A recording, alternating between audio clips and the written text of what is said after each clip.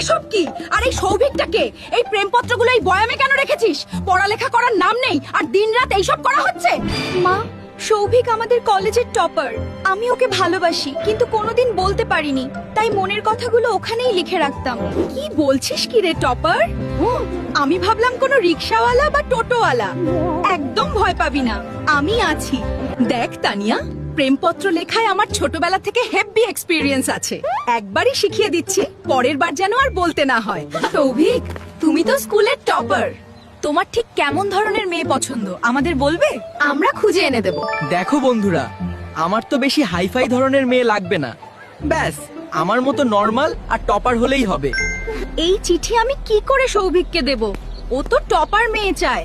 আমার মতো ফেল করা মেয়েকে ও কোনোদিনও পছন্দ করবে না। কি হলো, মুখটা এমন পেঁচার মতো করে আছিস কেন? এই চিঠিটা এখনো সৌভিককে দিসনি তুই?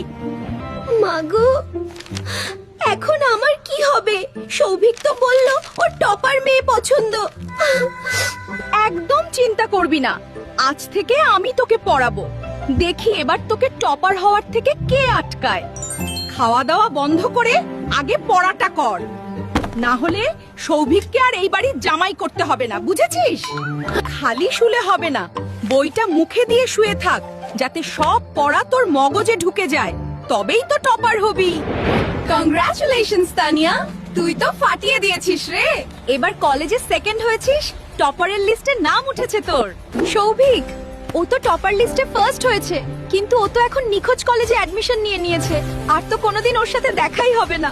মা, সৌভিক অন্য কলেজে চলে গেল, আর দেখা হবে না। মন খারাপ করিস না, কপালে থাকলে ঠিকই দেখা হবে।